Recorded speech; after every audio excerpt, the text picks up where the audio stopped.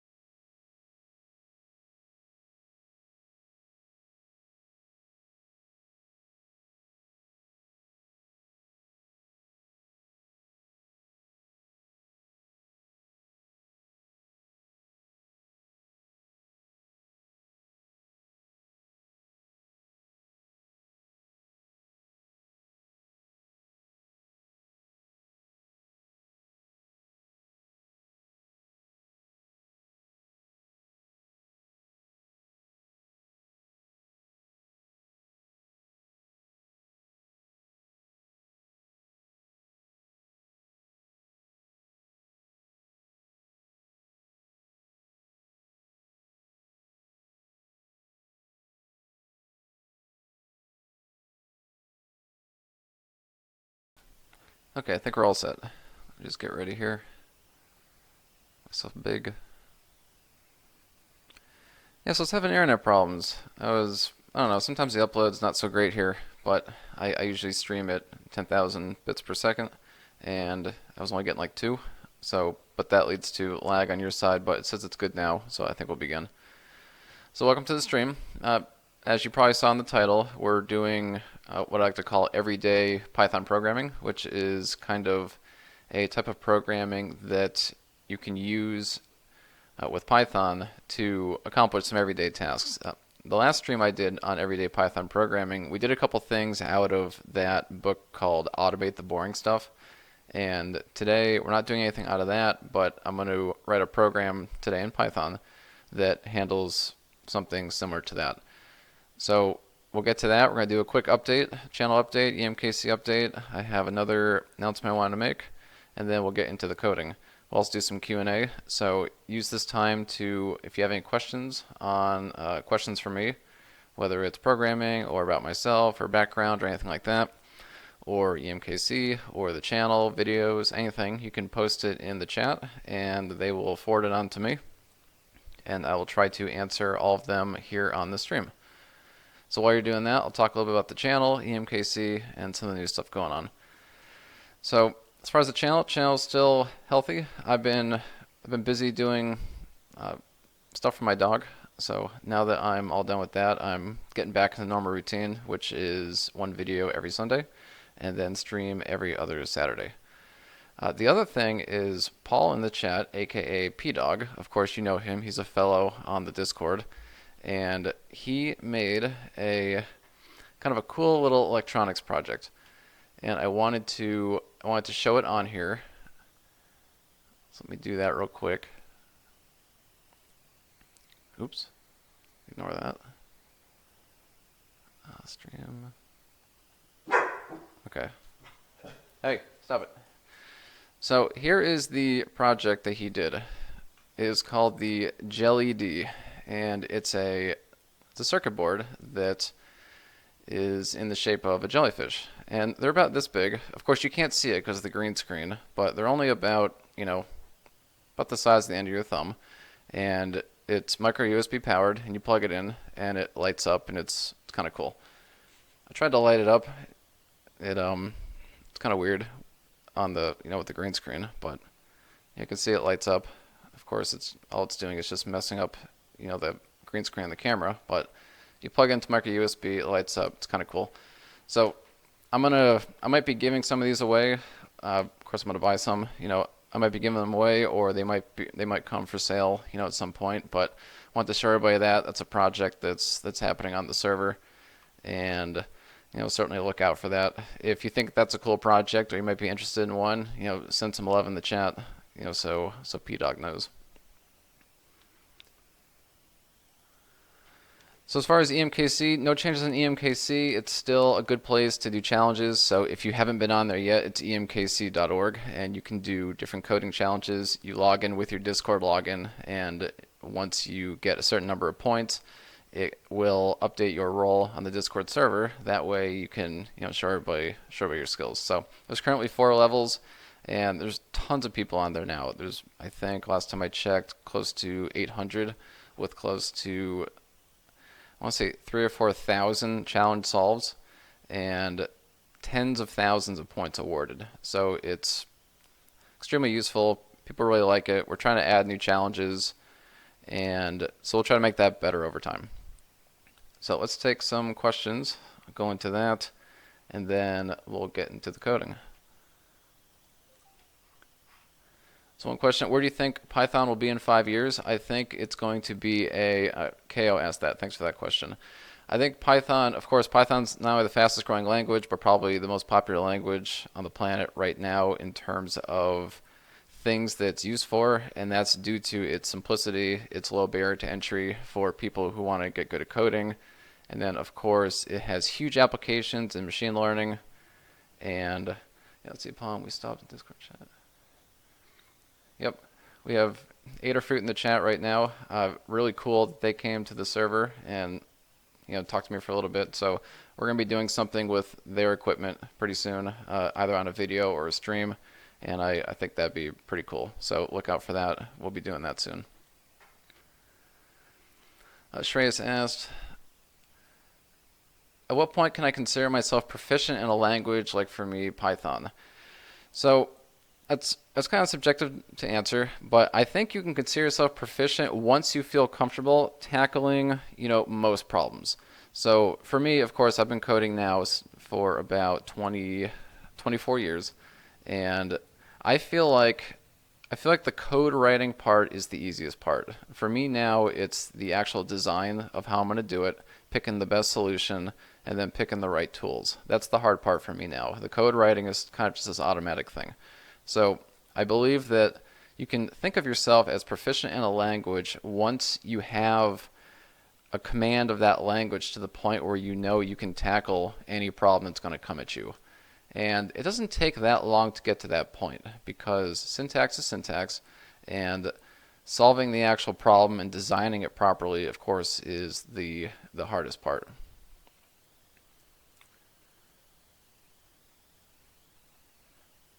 Well, Kate asks, how do you manage your time for your life, work, study, etc.? So, of course, I don't do any formal studies anymore. I do, of course, research new technology. I'm interested in all the new stuff that comes out, even if I don't actually intend on using it. You should definitely be abreast of all the stuff that's happening, in your particular language that you use a lot or the technology you use a lot, just so you understand kind of what's coming, what people like, what people don't like, and you want to kind of have your finger on the pulse of that.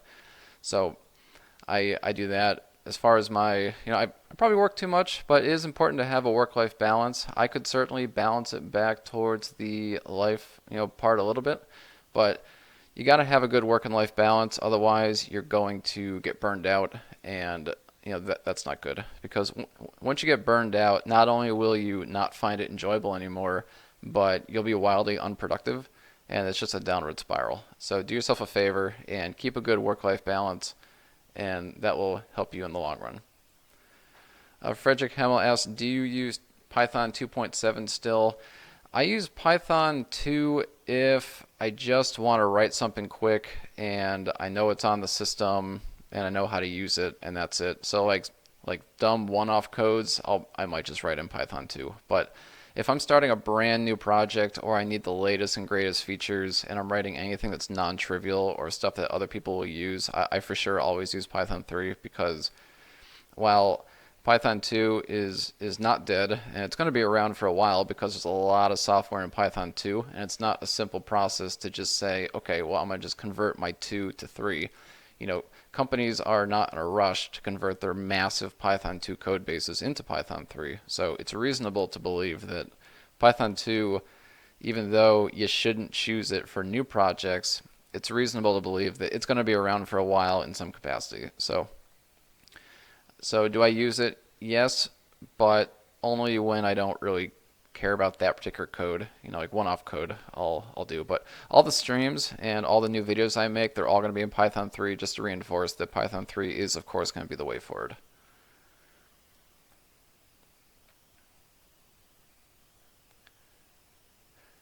Let's see, Gmove said, "What would you tell yourself today if you could go back in time to day one of your programming journey?" Uh, I would tell myself, I assume what this means is what would I tell myself on day one that I now know today? And I would tell myself to not give up because programming can be extremely. Thanks a lot for that. Your tutorials are very helpful for me to pass my high school exam. Love you. Love you too, buddy. So that's fantastic. I'm glad I was able to help you pass those exams, and thanks a lot. Thanks a lot for that. I appreciate it. The So I lost my train of thought. That's a nice comment. Thank you for that. I'm glad I could help you. So what I would tell day one programming engineer man back in the day is I would say just stick with it because programming is very difficult, especially for new programmers. It's sometimes it's tough to grasp and you can get really frustrated. You can get hung up on something really simple and that just increases your frustration. It makes you not want to do it. You stop having fun with it, and then it's just downhill from there. So, but if you stick with it, I promise you that you eventually get past the most frustrating part of it. And then once you have a command of a language, and this goes back to Shreyas's question, once you have a command of a language, you now have a blank canvas to go do whatever you want, and you can think more about what you want to build and how you want to build it, and you can worry less about the actual doing of the coding, because once you got a grasp on that, then it's completely okay. And then from there, of course, you want to learn more stuff. You want to learn a second language and a third and a fourth. Felix Food, Fidget, $2. Thanks a lot for the 2. Felix Food, I think he got resistors last time. I think he will get capacitors this time. So I'll certainly add $2 in capacitors to Felix. Thanks for that. Felix, thanks you as well.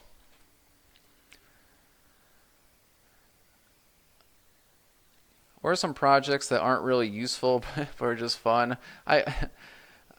I think writing software in esoteric languages like Arnold script or lolcats or something stupid like that. Of course that's fun just because the end result of the source code is just something ridiculous. But it's kind of cool to do.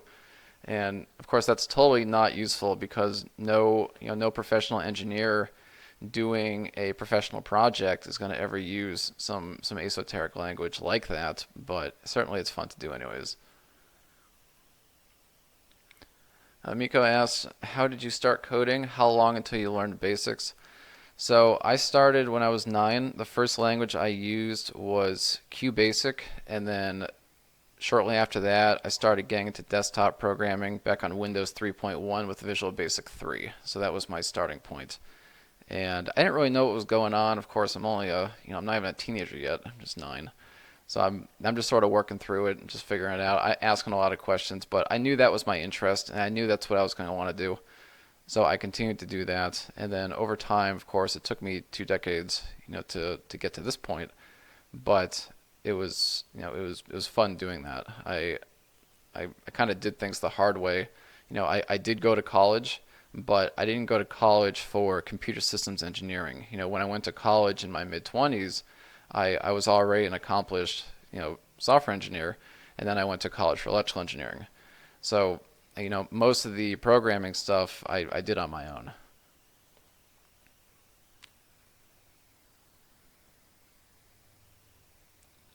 Abhishek asked, why is Python 2 still there? So that goes back to my other question. Python 2 is still here for 2 reasons. Number one, and this is the primary one, is the Python people, when they built Python 3, it wasn't designed to just be Python 2 with more features. They modified a couple really fundamental things, like how floats are calculated and the print statement, kind of 2 huge things. So right off the bat, if you use a print statement in Python 2, or you do division in Python 2, then automatically your software is probably going to break in Python 3. So they they really messed that up because they made it hard to upgrade.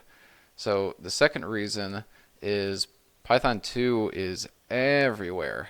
There's some older systems that are still in use, cloud servers, that don't have Python 3. In fact, CentOS, older versions of CentOS, they only had Python 2.6. They didn't even have Python 2.7. So if they didn't have Python 2.7, they certainly didn't have Python 3. So because Python 2 is more widely deployed than Python 3, it's still going to be around for a while. I mean, I completely understand that it's eventually going to go away, but don't expect it to just drop off the face of the earth suddenly one day. You're going to want to. I mean, you can write in Python 3, but certainly know the differences. That way, when you come across a Python 2 code base, you're not all messed up. And don't think that everybody's going to just port all their software over just because Python 3 came out, because that's not going to happen. Businesses, they might not have the money for that, and if they don't have the money, businesses are focused on making money, and if their Python 2 software is working, then they're not going to bother changing it.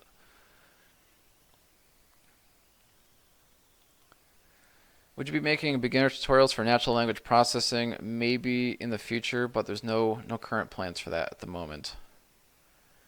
Els Mario plays best language for making Discord bots. Well, I would say there's two primary ones, be Python and JavaScript. I mean, Discord.js for JavaScript is extremely comprehensive and covers the entire Discord API, and it works very well. And of course, you got Discord.py, which is the same thing as Discord.js, but on Python. And that's, of course, very comprehensive as well. So I think they're both fine. You can do either one. I find the Python version to be a little more brief and easier to read just because of the way Python does async programming and JavaScript does it a little different, but they're both perfectly good. If you know JavaScript and not Python and you want to make a Discord bot, you're good to go. Just go grab discord.js and you'll be ready to rock. No problem. Okay, I'm going to do one more question and then we're going to do some coding.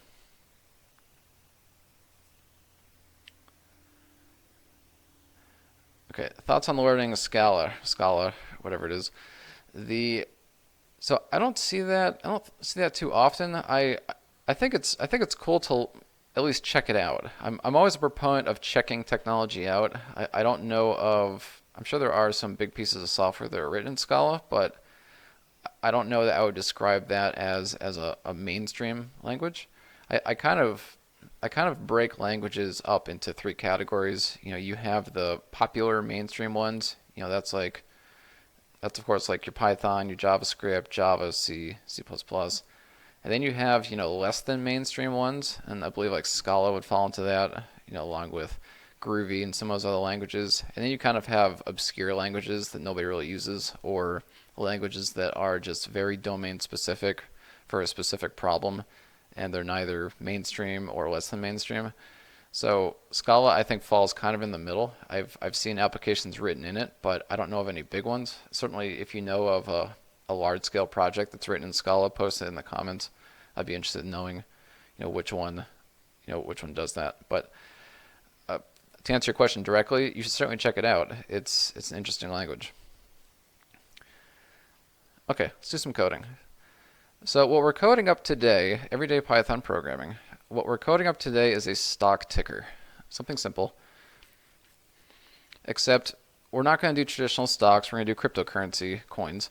And we're only going to do that because two reasons. Number one, there's more price movement. And number two, there's open APIs that don't require me to create an account and pay for stuff and get a key or anything like that. So kind of taking the easy way out on that. Stream segments. Sorry, I just realized I haven't set up my IDE. Oh god.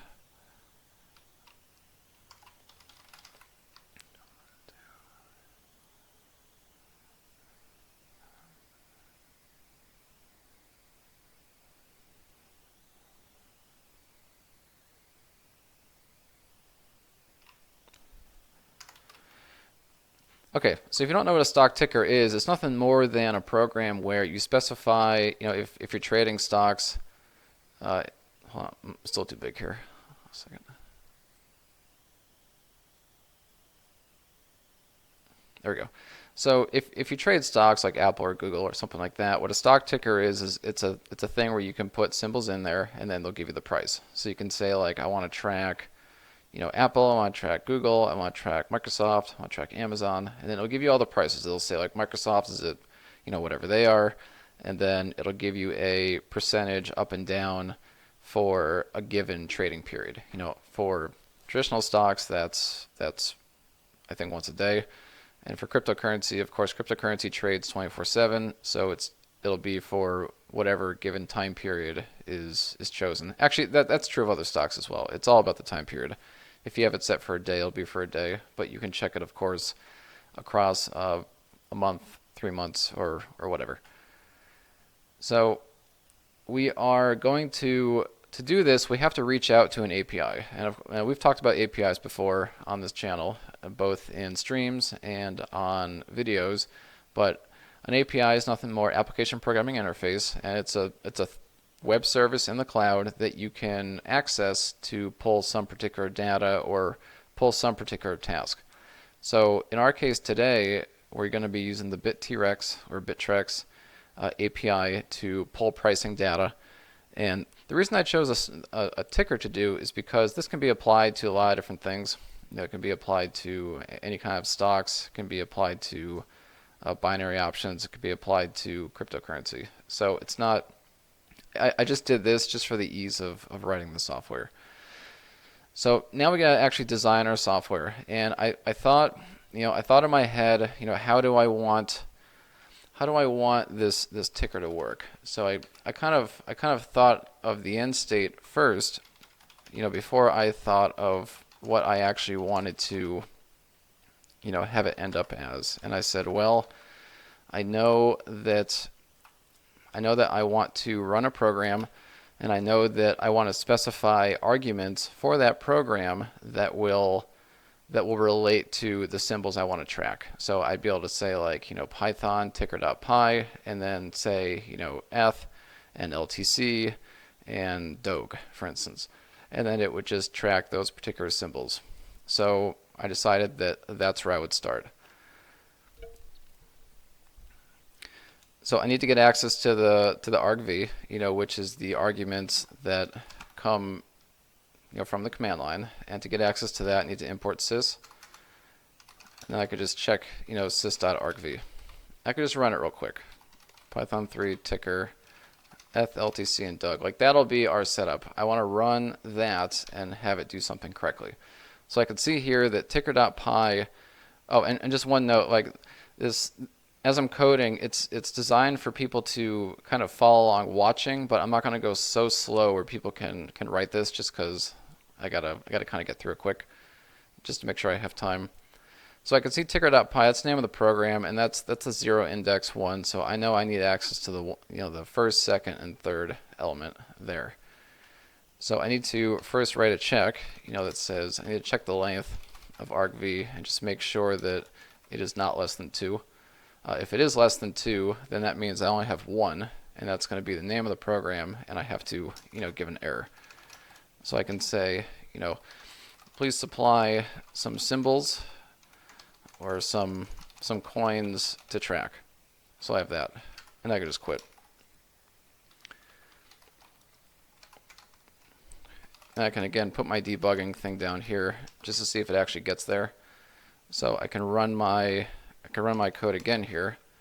You can see that it works, but you can see that if I supply nothing, it says please supply some coins to track. So it makes me supply at least one thing, and that's good. So now I'm past that. The next thing I want to do is I want to make one call to the Bittrex API just to get some pricing data. So, and to do that, I'm going to use the request library, which is the standard Python library to make HTTP calls. Of course, you can use urllib too if you want, but this is going to be an easier way to do it. So I'm going to take a sample coin. I'm just going to say the coin I'm going to take is going to be sysargv1. So I'm just going to take the first coin, and then I'm going to make a request to the Bittrex API. And to do that, I had to go over to the actual API documentation for Bittrex, Sorry for burning everybody's retinas here. And of course, it's all documented. So I went to /public/get ticker, used to get the current tick values for a market. And that's what I need. I need the last price that a given coin was trading at. And this is going to be true of any API. You're going to supply it some values and you're going to get some stuff in return. So they've shown their API is this: api.bittrex.com/API/v1.1/public/get ticker, and then they just make you specify the market, BTC-LTC. And what we're interested in is BTC dash and then every coin that the user supplies at the command line. So I'm going to take this URL, just copy it as is, get that out of here, and I'm going to make a simple call here. So I'm going to supply a template. That's going to be our template, BTC-LTC, and I'll just make these lowercase, BTC dash, and I'll put my braces there because I want to insert a value into that. So the only thing that's going to change is what goes at the end of that. So I just want to make a sample call here. So I will call it pricing equals request.get, and then it's going to be template.format, and then I want to specify the actual coin, so I can put coin there. And hopefully this is enough to get the actual pricing data for that particular coin. So I'm just going to give it a shot here. Let's see if it works. So I got a response 200, great, so it worked. The reason I didn't get any actual data is because I need to make it JSON. So I put .json, parentheses at the end there, and then that should give me that response in JSON, which would be pretty cool. So there it is. Success true, message result. I got the bid, the ask, and the last price. And this is exactly what I wanted. And it also matches exactly what the documentation said it would. This was the sample response that they showed me that I would get, and it's the exact same response that I got just now, except for the particular coin that I requested. So it looks like our API request is working, and everything's great so far. But this is just one coin. It just gives me the pricing data for one coin, and that's not enough. I need multiple coins. I need them updating a bunch of times, and I need it to just keep going. So we got to write some additional code to make that work. Now this is just test code. So what we have to do now is formulate this code into something that's a little more generic. And the way I thought that would be best is to have a variable in which a number of threads would update, because remember, Python has the GIL, so you can update shared variables without worrying about any kind of shared state problems. So I thought it'd be good to just specify a dictionary, call it prices.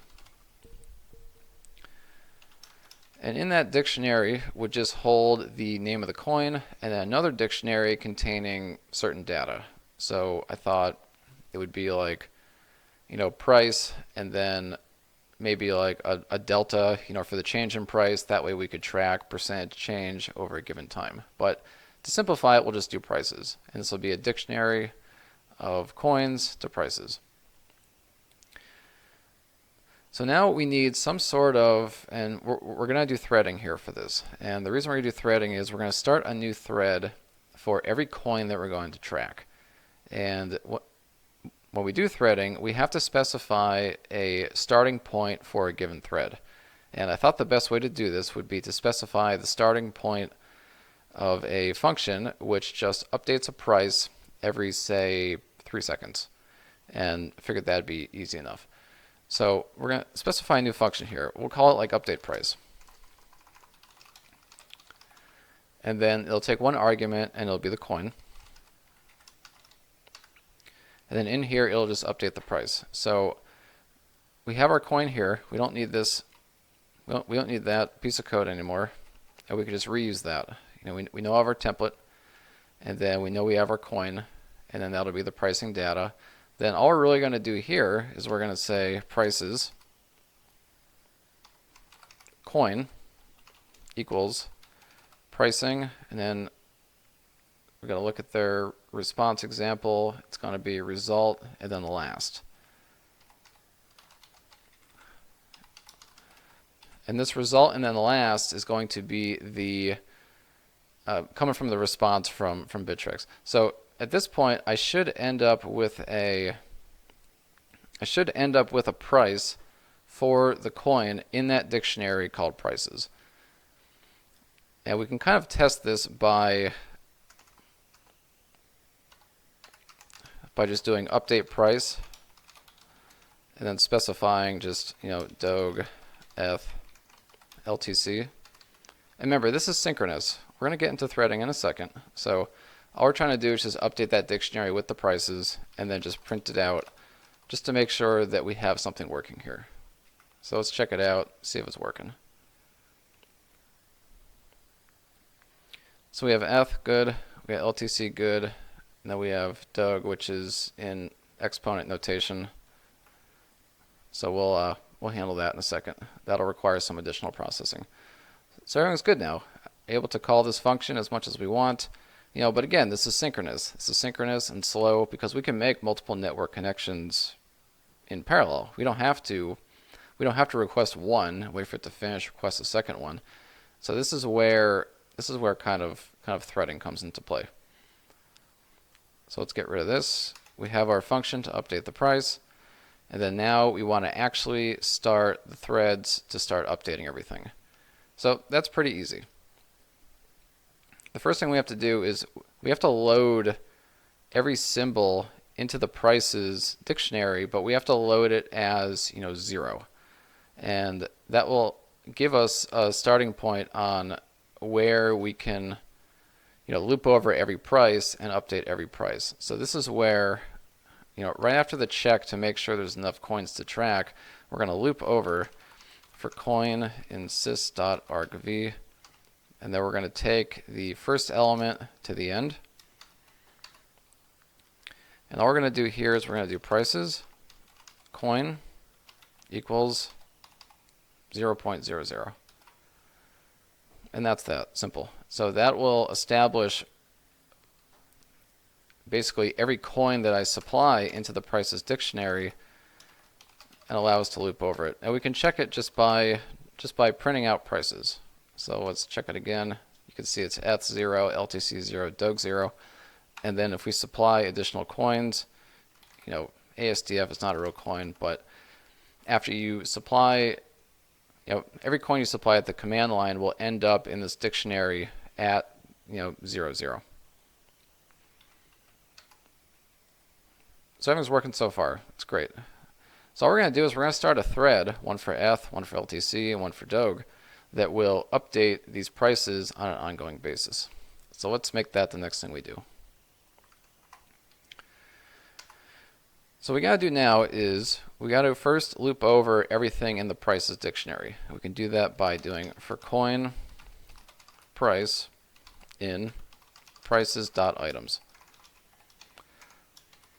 This will do one iteration for every entry in the dictionary, and then for there we will say t equals threading dot thread target equals update price args equals specify a tuple. We will pass the coin to it, and of course we need a comma because you got to have a comma for a single item tuple, otherwise it just thinks it's like expression parentheses. And this will start one thread per coin, and then we'll do t.start, and that will actually start the thread. So this will start the loop now, and the next thing I got to do now is I need to make it so update price never exits.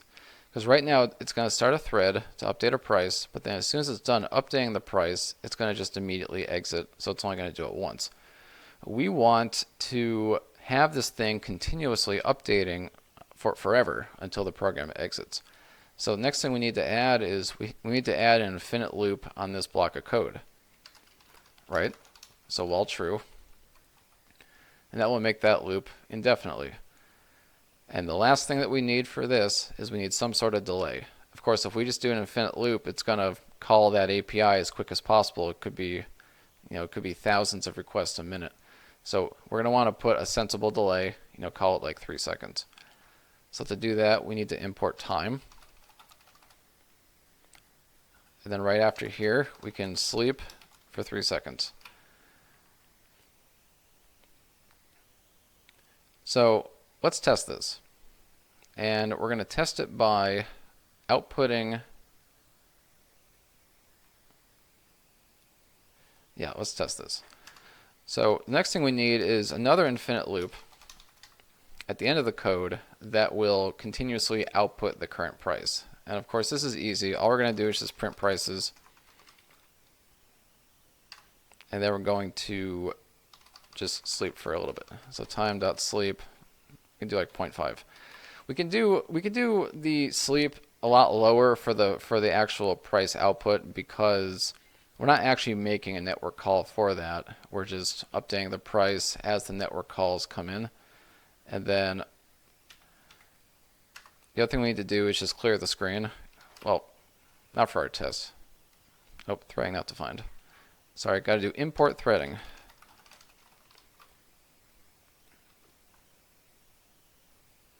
So you can see that it's grabbing prices. It's grabbing them in the background. Actually, you can see it just updated. It went from 18 to 84. That's because every 3 seconds it's pulling new prices and then it's putting them, into here. So, the prices don't update. They update quick, not super quick, but as we can see, we have our pricing data, and that's what's important. But of course, this is ugly. We don't want this to be the end result of what our actual code looks like. So, we're going to make this kind of neater. Yeah, you can see it changed again to new pricing. So it's easy to make this neat.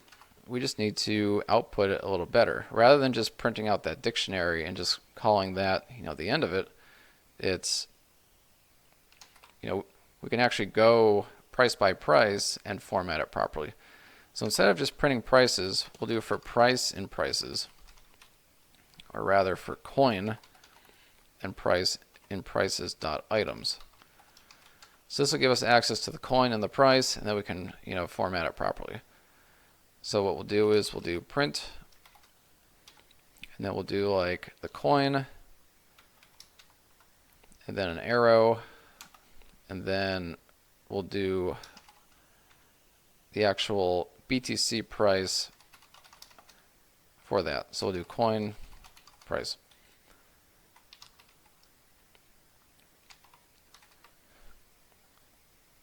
So let's check it now. Check it again here. Okay, that's a little better. But now what we want to do is clear the screen every time. That way we only get the updates. So in this while true, we'll do os.system clear. Then just import os up here. And what this will do is every time it puts new data on the screen, it'll just clear the. How do I delete a whole line like that? I just do Control X on the line that I'm on. So I just Control X and it's gone.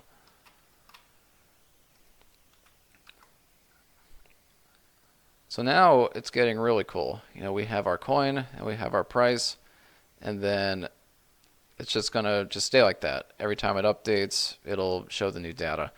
But coin format is 8 positions. So we have to use Python formatting to actually make that work. And the way to do that is we do :.8f. And that'll format that last part to 8 places. Yeah, now we're good. So we can see that this is the price for ETH, it's the price for LTC, and that's the price for Doge. And we can add more coins. If we want to also do ZLC and Zen and ETC and BCH, then we can add those onto there, and it'll start a thread for every.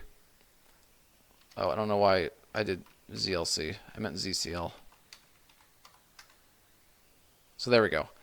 So I can put as many as I want on there, and it'll show me the actual price for the coin.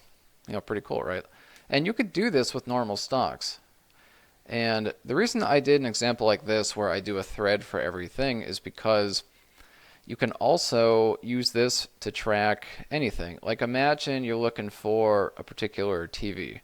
you could write a script that could monitor, say, Amazon or eBay or something like that, and you can do so in the same way. Just change your function instead of update price. You could do something like track price, and then you can have it just go out and just check it, every 5 minutes or so. And then because you're using Python, and Python's a powerful language, you can extend this to, say, send you a text message or send you an email, or do something additional to notify you that the thing is in stock or the price changed, or whatever you want. And that's kind of the real power of of Python here.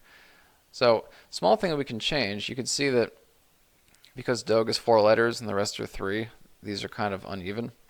So we can use something called ljust, which is a Python function on a string.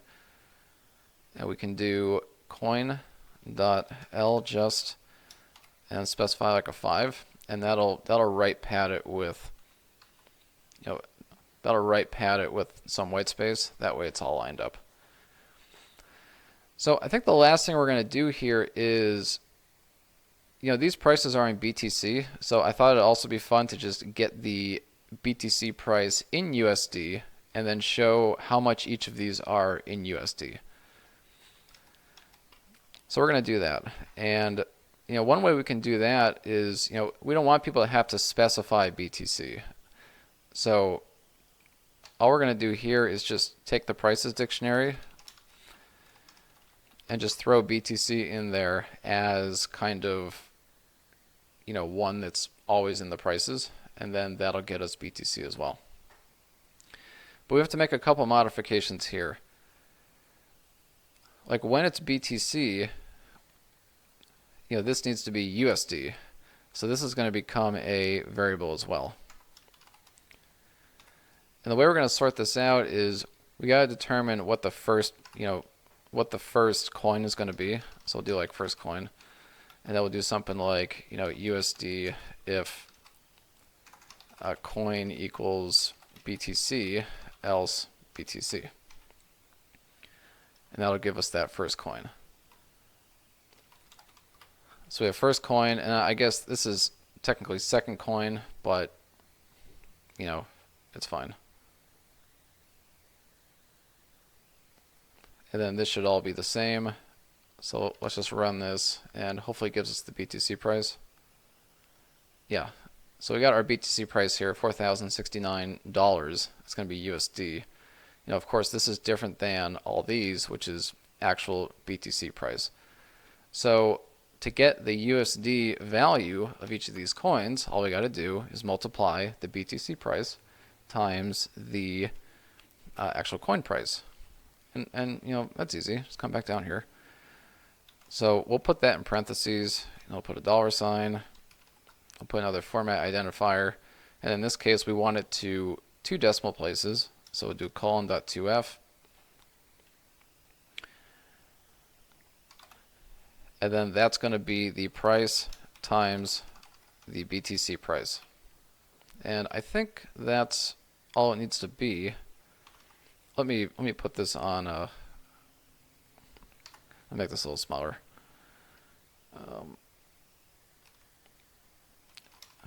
We'll do USD price. So I'll make this easier for everybody to read. Okay.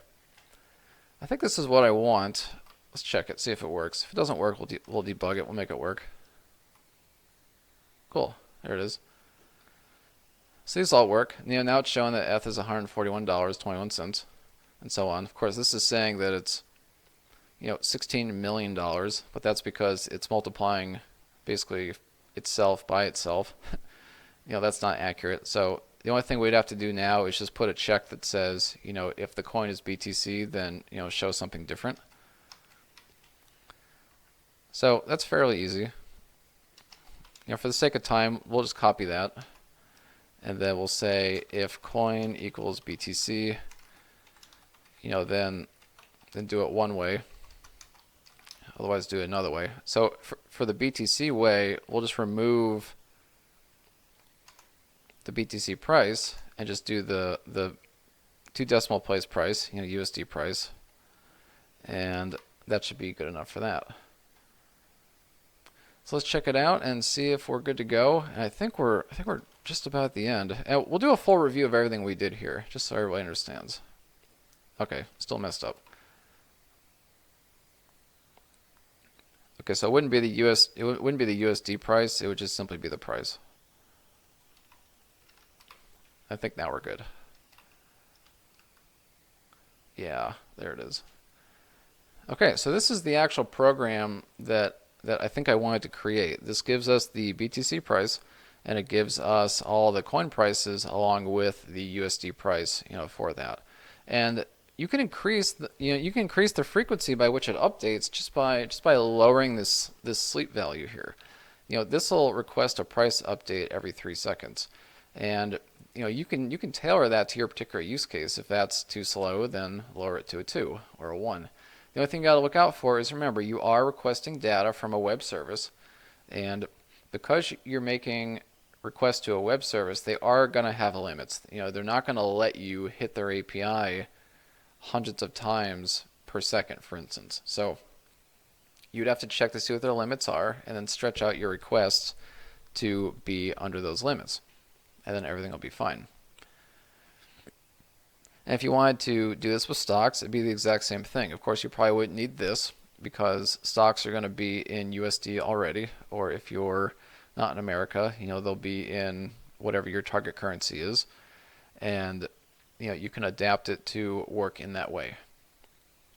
So let's do a quick review of everything we did here, and we'll just run through the code again, just so everybody understands kind of how this works. Hopefully I did it in such a way where everybody got something out of it. I hope. So I will, let's just review this from the top down again. So I started by importing everything I needed, and that was the way to get the argv, that was a way to make HTTP calls, that was the way to do sleeping, that was the way to do threading, and then a way to execute a system command to clear the screen. That way we could just see these price updates. I established an initial dictionary to store all the pricing data, and I put BTC as a default coin because I knew that I was going to need that coin to calculate the USD price for each of the coin. I did a quick check to make sure the user supplied the proper amount of command line arguments, and then if they failed to supply one coin to track, it simply gave them an error and said, sorry, I can't do that. I did a for loop over every command line argument they provided, and I placed that into the prices dictionary with a 0, kind of default. I then established a function to update those prices, and I made it loop infinitely, and I made it delay by 3 seconds each time. And this is the main function that actually reaches out to the web service and says, what is the price? And then take that price, place it into that dictionary. I then looped over every coin, and I started one thread per coin that just updated the price indefinitely. And note that I didn't need to do any joining here, and that's because I didn't intend for those threads ever to exit, and I intended the very next code to be an infinite loop, which also would not exit. So I didn't need a join here only because of that. However, if I just had those threads running, I would have had to loop through every thread and join them all, otherwise the program would have just exited immediately. And then I finally had my output loop where I cleared the screen, I looped through every coin, every price, and I simply formatted those coins and prices into the way that I thought was best according to what they were. For BTC, I outputted just USD, and then for every other coin, I outputted the BTC price, and then the USD price, which is just the BTC USD multiplied by the BTC price.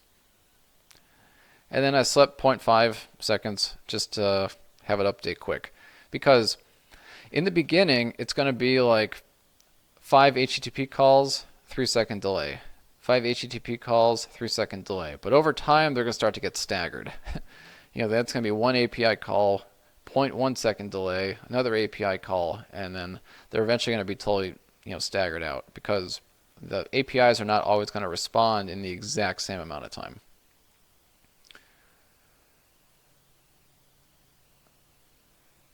Yeah, how would you do an alert to mobile or email? So you could use Twilio if you wanted to send a text message alert, or you could do, like Mailgun or Mandrill if you wanted to send emails. And the, easy. Okay, let's take some additional questions, and then we'll wrap it up. We got about 7 minutes left, and then good to go.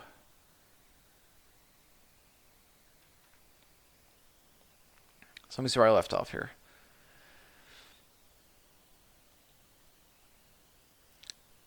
TeachX said, when will you upload videos on Django? I don't know. I don't actually know that framework really at all, so I don't think I'll be uploading those anytime soon. Hey man, do you think OOP is better than functional programming? I think I don't need to pick one or the other. I think each type of programming has its usefulness. Of course, OOP has strengths. Functional programming has strengths. Just plain old procedural or imperative programming has strengths. So I don't know that. I think it just depends on what you're writing. People that have spent any time in Discord server with me know that I'm not super in love with OOP. I think it's good if it's done correctly, but I find that people don't often do it correctly, and that causes some problems. What is the best way to learn a programming language, documentation, or tutorials? I think a combination of everything is good. And I tell people a lot of people that watch my videos, they say, hey, I've watched your videos, what do I do next? And I say, you got to go do projects, and you got to go watch other people's videos. Because everybody's going to describe things differently, and that's going to be in videos, that's going to be in written tutorials, and that's going to be in actual courses where you have a real person teaching you. Everybody's going to do it differently, but as long as everybody together gives you the full picture, then you should be good to go. And I always urge people to watch other people's videos. You don't have to just watch mine, of course. I urge you to watch my Python tutorials and then watch other people's Python tutorials. And hopefully when you watch everybody's stuff, it will give you the full picture.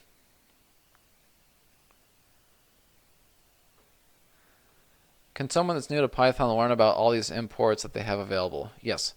So for all the core ones, things like sys, time, threading, and OS that are built into Python core, you can find those in the Python docs. There'll be a big long list of all the modules, and you can see every function that comes for every module.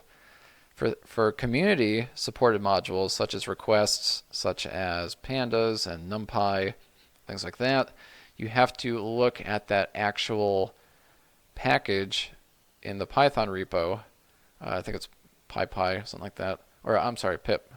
You can check it out in pip, and then you can oftentimes find documentation for that particular module. Like requests is very well documented. You can find that online, no problem. What is the benefit of using threading? Well, the benefit of using threading is having a separate thread of execution to accomplish tasks. Like in this case, if I did not have threading, I would have had to make one HTTP request, and then my whole application would be blocked until that request finishes.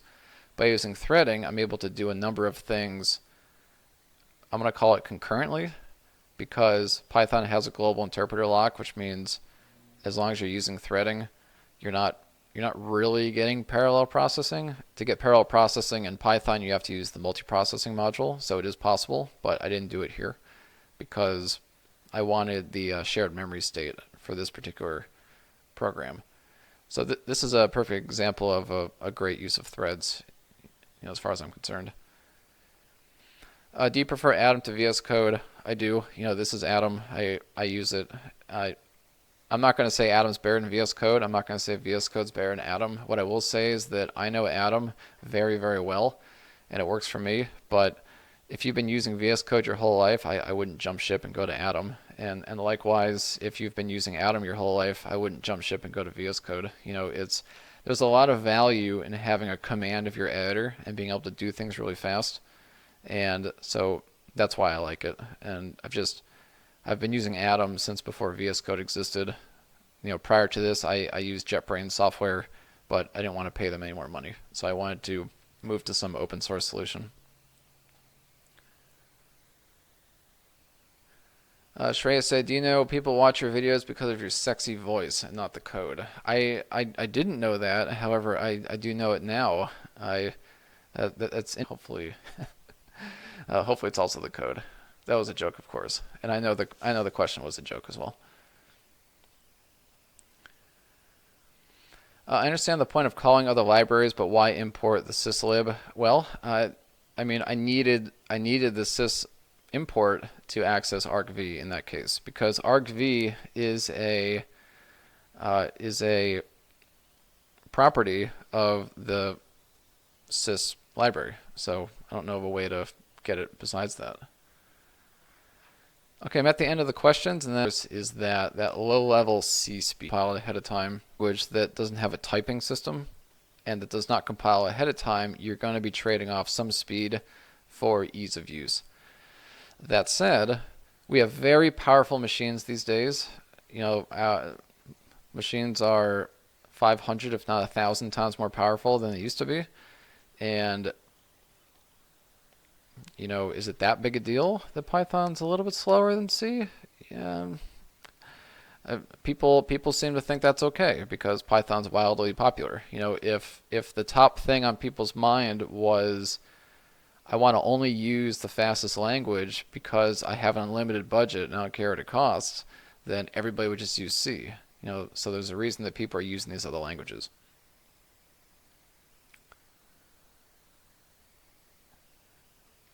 I'm going to answer this last question only because if I didn't, Professional Pizza would kill me. What's your thoughts on Golang? Worth learning? That answer is a definitive yes.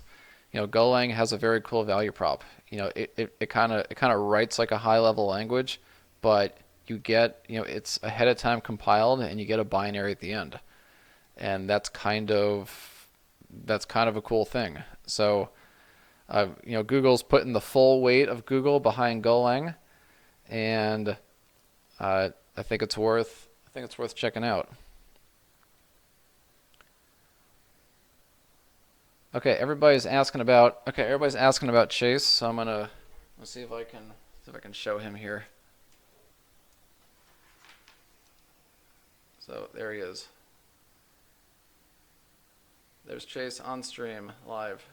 He's been napping the whole stream, but now you can see him hanging out in his bed. He says hi to everybody. He said it was a good stream. Okay.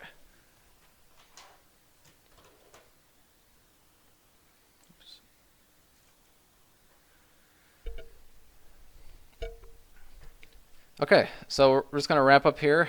If you're not on, of course, I gotta tell everybody about the Discord server. We have a Discord server. It's about 4,000 or 5,000 people now, and it's extremely active. There's tons of people on there, including myself. I'm on there all the time.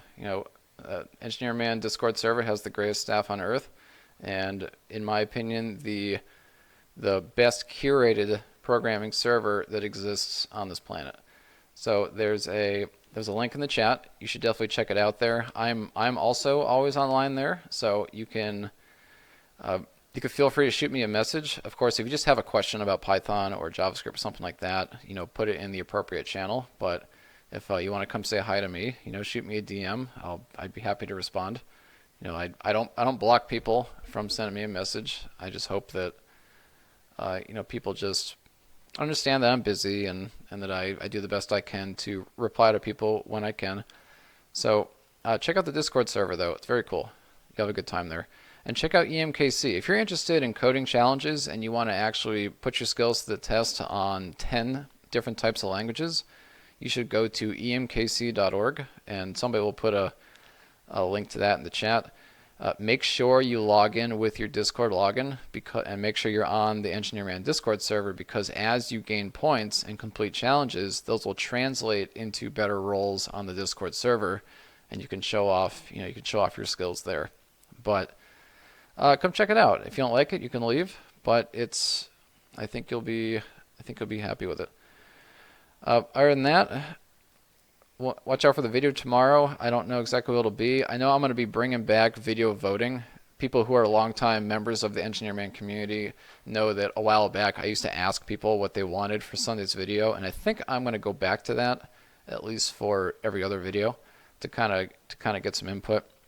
I also put out a poll on YouTube about what broad category I was going to shift to, and people overwhelmingly chose computer science, which I kind of thought was going to win, but I was I was hoping for DevOps or Android. So I know a lot of people wanted that as well. So I might sprinkle a video or two in there on that. Fidget said a follow-up Docker video would be cool. Yes, Docker Compose is coming. It's actually done. I'm in the process of doing a deal with Linode to get a coupon code so people can get credit on Linode for new customers. So I want to finish that up first because I want that to be part of that video. I want people to take the skills they learn with Docker and go and apply them in a real cloud environment. So just hold off on that, and that would be great.